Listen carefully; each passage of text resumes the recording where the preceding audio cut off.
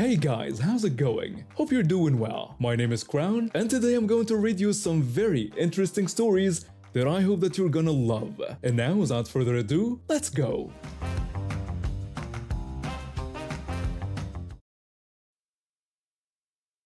A very good friend of mine I've known for more than a decade reached out after radio silence for 6 months. She contacted me because she couldn't get into her laptop. I helped her set it up. She had forgotten the password, and the facial recognition feature wasn't working. I mounted up and headed over, and I honestly didn't recognize her until she spoke. She had lost a significant amount of weight, and not in a good way. I gave her a hug and was honestly startled when she squealed in pain. Long story short, her facial recognition wasn't working correctly because she had lost enough weight that her facial structure wasn't recognized any longer. I got it sorted and we talked a little bit.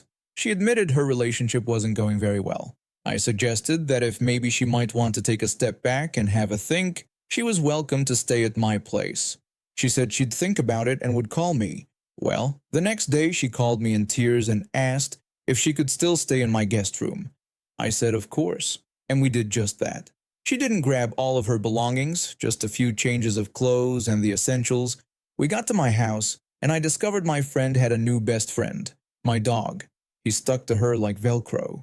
He refused to go for walks unless she came with him, would snuggle any chance he got, and even hurled his frisbee at her and did a play bow and growl combo that is impossible to resist.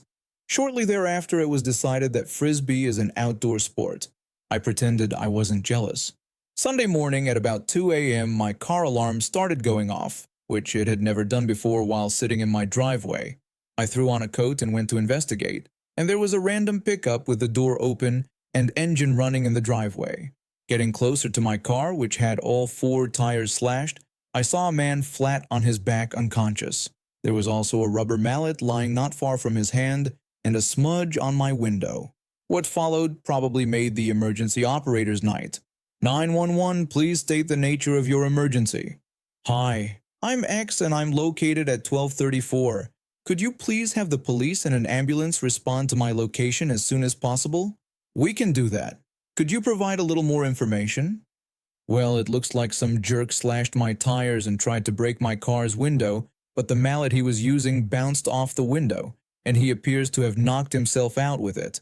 I'm sorry, what? When the police arrived, he had started to come around a little. The ambulance personnel checked him out and said he was safe to transport in a police car. They searched him and found a knife and identification. Then he was placed in the back of a squad car. While they were talking to me about what had happened, they joked about how difficult this case would be to solve. Things rapidly got less amusing, though, when they checked the man's truck. He had a chopstick wrapped up in butcher paper on his passenger seat, with a bunch of ground glass in it. That individual was fortunate he was in a police car when that little tidbit got disclosed. The police said they'd get back to me about the report they were working on, and said they'd called tow trucks for the man's pickup and my poor car. I went back inside shaking from being outside in pajamas in New England in February, and more than a little bit of fear and anger. My friend was waiting inside and wanted to know why her boyfriend's truck was in my driveway and what that was all about. I didn't think I could keep my temper at that moment, so I just scooped up my pup and snuggled him until he stopped struggling, and just did a kind of whimper. Then I told my friend that her boyfriend had damaged my car and had a nice yummy steak with glass in it for the dog. She said, "I'm sorry, what?" In the following discussion, several things came to light. My friend gave her boyfriend my address because she thought he was worried for her safety and wanted to know where she was. Her boyfriend found out I had a dog because she had posted some pictures of him on social media, joking about being in love with him. My friend was now furious. Funny thing about domestic abuse cases, a lot of the time mental fatigue and trauma can do awful things to people's minds. Normally, it requires a lot of patience, time, and therapy to recover. Sometimes, though, the abuser will do something so cartoonishly evil that everything snaps back into focus, and the person who was being abused winds up in a headspace that probably inspired the Greek Furies back in the day. By the time the flatbed tow truck hitched up my car to get the tires replaced, we had a plan. Neither of us thought he'd go away long enough for me to really feel safe in my own home based on what he was discovered doing. Being an awful human isn't a crime, and vandalism and maybe animal cruelty would have him out on bail almost immediately. Someone foolish enough to use a rubber mallet on a car window would probably try again, convinced this time he wouldn't be caught. Domestic violence, however, can be a good deal more serious. Sadly, there was a lot of that. Once the sun came up, I borrowed a car, and we went to the emergency room. We got out and made our way to the doors, and then immediately headed back to the car because there was an armed guard at the door, and my friend started to panic at the notion of interacting with the guard. I asked her to wait in the vehicle and went up to the guard to explain the situation. He understood immediately and got on his walkie-talkie to summon the supportive staff. They helped document everything and get the police involved. Small update. It turns out moving someone out in the midst of a bad breakup is pretty straightforward when half the couple is in custody. Half an apartment's worth of stuff is currently strewn about my part of the house, higgledy-piggledy, because I can't be bothered to move anything else, and she's not allowed to. She turned her key into the landlord after the landlord verified she hadn't done anything questionable, like leaving an unpleasant surprise in the toilet or putting holes in the walls. The landlord wouldn't give her half of the deposit, which I really can't blame him for. The funniest part? Her dad and I had no trouble with the furniture. It was the boxes and bags of clothing that nearly killed me. My dog was not pleased when he discovered the trash bag of dirty laundry wasn't his new bed. My friend was not pleased to discover my dog has a klepto streak when it comes to dirty socks. Can someone please explain to me why girls feel the need to have approximately 50 pairs of shoes? No word on charges or bail yet. I am keeping a close eye. Physical therapy time was not a happy time. It turns out getting muscle tone back after what she'd been through hurts. A lot. And she's not one to suffer in silence. Eventually, though, she went from downright surly to just irritable, and things leveled out. One day she decided it was time to polish up the old resume and apply for jobs. Then she went for an interview and had a panic attack. A couple of therapy sessions later, the conclusion was that she should try for work from a remote position. More interviews followed this conclusion and went a lot better. My friend has an outrageously lucrative job doing event coordination for some place in the city. Who knew that making sure important stuff made it to the right place at the right time was not easy and incredibly well-paying? Now she's on the road to being physically able, and she's got income. Guess who got to go apartment and condo hunting for about a week solid? This guy. Guess who was expected to have an intelligent opinion on each and every single one of those apartments and condos? Also this guy. And guess whose eventual intelligent opinions on all the places were completely disregarded when she finally picked a place? You guessed it. This guy. She found a condo that was rent to own, which in my mind was outrageously expensive but apparently is quite the steal in the market today. One sprained back later, and all of the stuff she had from the old apartment is in the new condo. Her father and I did all of the heavy lifting. She helped, sort of. I guess opening doors and giving active feedback counts as helping in some books. And then it happened. Glorious quiet. I could sit down in my own house and not get blasted by the sounds of men being jerks and women planning their eventual triumphal revenge. One whole night of just me and the pooch. Except the whole time the pooch was morose. The next day I took him for a nice long walk, and when I opened the door, the familiar sounds of lifetime were heard. And she's back on my couch. The dog was overjoyed. She took a ride-sharing service back to my place because allegedly she forgot some things and she needed my help assembling furniture to fill in the missing spots in her new lady lair.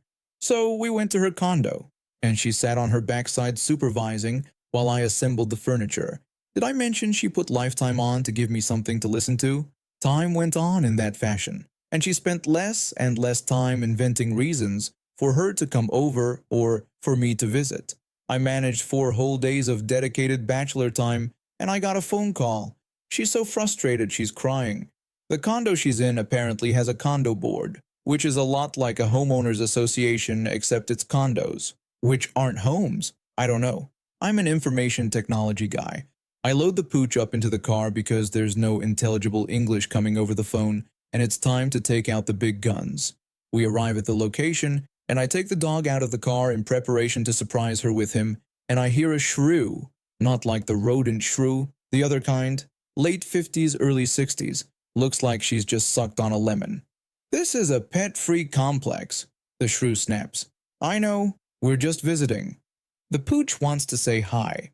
I pull the leash up so he can't get to her. There's maybe 10 feet between the two of them. The shrew shrieks, "Get that thing away from me!" and flees back into her lair. I'm thinking to myself, what in the world? He may think he's a ferocious beast, but even people who are afraid of dogs don't mind mine. They may not go in for a cuddle, but they're also not going to flee in abject terror. Don't tell him I said that. I knock on the door and it opens, and there's a squeal from both parties, and I'm thoroughly ignored for a few minutes. She insists on taking the dog for a tour before we sit down and talk about what had her so upset. It turns out the shrew is the condo association board president, and she's not at all hesitant to fine anyone for anything.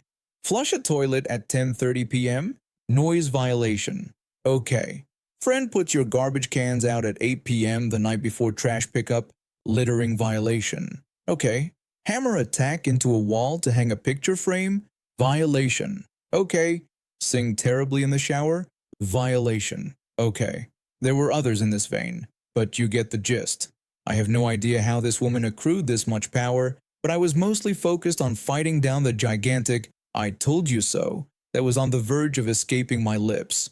I told her it was too good to be true. Happily enough, right when my self-control was about to put me in mortal peril, we both heard shouting outside her condo. And the shrew is yelling at a tow truck driver. The tow truck driver shouts back, saying he can't tow that Tesla with his rig. She didn't mention it was an all-wheel drive car. She tells him he certainly can. The car is parked illegally. Take it away. My friend is still a little fragile and can't handle confrontations well. Me? I love confrontation. Well, no. As a rule, I don't love confrontation. But when a shrew tries to get my beloved car towed, I'm game. The shrew was still shrieking at the tow truck as it left, and I said something along the lines of, "Why were you trying to get my car towed?" She replied that the parking spaces are for resident use only.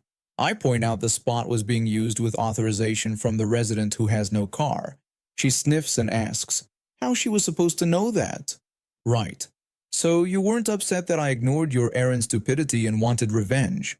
That part I didn't say, but I'm pretty sure the look on my face got some of it across because she got really angry at that point.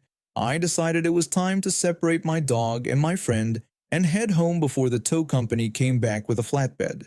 I'm the first person to say it's almost always better for a person to sort out their issues themselves.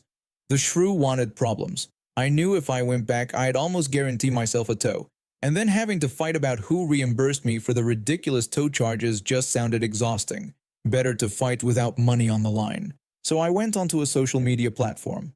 I went on Rebecca's social media account. Started poking around on the condo board's social media page and their discussion groups and such. And then I noticed something weird. On one conversation thread, she had a different name and a different picture. Like if her name on the platform was Thundering Unpleasant Person, there was a different picture and the name Thundering You. Upon further investigation, I discovered an entirely separate social media persona for the shrew. Only this one thinks people who aren't white are inferior. A lot. On an entirely public profile. Interesting. Some quality time with a snipping tool later, and I've got a frankly astonishing amount of racist vitriol in one nice collage, complete with the incriminating bits conclusively proving that the two social media accounts are the same wretched excuse for a human being. I give Rebecca a call, and by a happy coincidence, she's eating when she picks up. I told her to check her email. She attempts to gasp with a full mouth when she starts reading the stuff and starts to choke. I tell her my plan. She tells me my death sentence is postponed. So I write up a little email and send it to the shrew's public-facing email address. The contents? I found your racist social media account. I won't send the link to every single person living in the condo development if you resign from the board and stop bothering my friend. Live and let live. It was phrased differently than that and attempted to sound conciliatory. I'd much rather handle this amicably. After all, what's a little persuasion between friends? She never replied to my email, but I found out she wasn't interested in an olive branch when my friend called me a few hours later crying. The shrew had been beating on her door and screaming incoherently at her. The police got called. The shrew got sent scurrying back into her lair with a lecture and a stern warning. And the incriminating social media account was deleted or made private. Fun fact, The condo board had an email to all residents link on their residents-only social media page. Guess who got that nice little collage I made? Everyone. That's who. I set the email delivery for a couple of hours after I got in the ride-sharing service to spend the night on my friend's couch. At dark 30 that night, guess who came knocking once more? The shrew. Only knocking isn't the word. It doesn't convey how truly unhinged this woman became. There was wailing and lamentations and gnashing of teeth, and she actually picked up a decorative rock and broke a window so she could try and get inside. Only there wasn't a still rather fragile friend alone inside. There was me, with a baseball bat. She decided discretion was the better part of valor, and then called the police. On me. I can honestly say I do not recommend getting weapons drawn on you by twitchy police officers as a form of recreation, but after a little bit of back and forth, the police officers decided I clearly wasn't on a bunch of illicit substances menacing people with a baseball bat. And they were apologetic when they saw the footage from the night vision camera I'd stuck on the door to capture the shrew in all her shrewish glory. Guess who got a restraining order against the shrew? Rebecca. This couldn't have happened to a nicer lady. And now we have reached the end of today's stories.